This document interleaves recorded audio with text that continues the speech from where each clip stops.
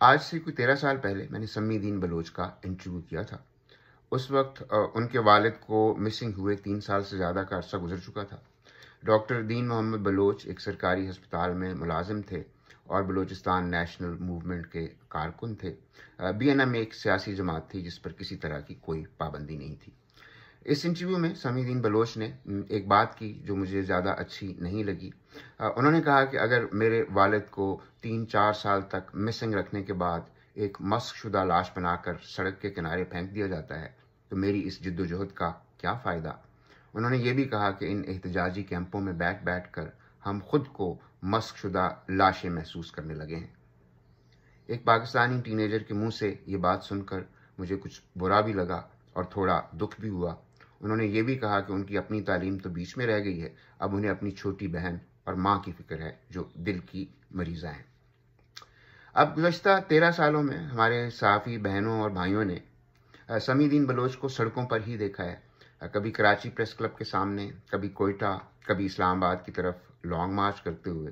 وہ لڑکی جو اپنے باپ کی تلاش میں نکلی تھی، وہ آہستہ آہستہ دوسرے مسنگ پرسنز کے خاندانوں کی آواز میں آواز ملاتی رہی، اور زیادہ سے زیادہ سخت الفاظ جو آپ نے ان کے منہ سے سنے ہوں گے وہ یہی ہیں کہ ہم تو ریاست کے آئین اور قانون کو مانتے ہیں، یہ ریاست خود نہیں مانتی، اور یہ کہ ہمارے حکمران منافق ہیں۔ اب ہمیں یہ بتایا جا رہا ہے کہ وہ امن عامہ کے لیے خطرہ ہے۔ بلوچ سرمچاروں کی سہولت کار ہے، نہ کوئی پوچھتا ہے، نہ کوئی بتاتا ہے کہ وہ بچی جو ہماری آنکھوں کے سامنے سڑکوں پر احتجاجی کیمپوں میں بیٹھ کر بڑی ہوئی ہے، وہ ریاست کے لیے اتنا بڑا خطرہ کیسے بن گئی۔ ہم اپنے آپ کو ایک روایتی معاشرہ کہتے ہیں، بچیوں کو ہمیشہ بتاتے ہیں کہ گھروں سے مت نکلو، اور اگر نکلو تو سر ڈھانپ کر نکلو۔ پھر جب ان کے باپ اور بھائی اغوا ہوتے ہیں، وہ ان کی تلاش میں سڑکوں پر آتی ہیں، تو ہم ان کی چادریں اور دوپٹے کھینچتے ہیں اور انہیں سڑکوں پر گھسیٹتے ہیں۔ سمیع الدین بلوچ اپنے باپ کی تلاش میں نکلی تھی، اب ان کی چھوٹی بہن اور بزرگ والدہ سمیع الدین بلوچ کی رہائی کے لیے سڑکوں پر ہیں۔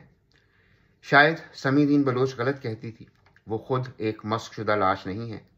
یہ معاشرہ اور ہمارا انصاف کا نظام، یہ ایک مسخ شدہ لاش ہے جو سڑک کے کنارے پھینک دی گئی ہے۔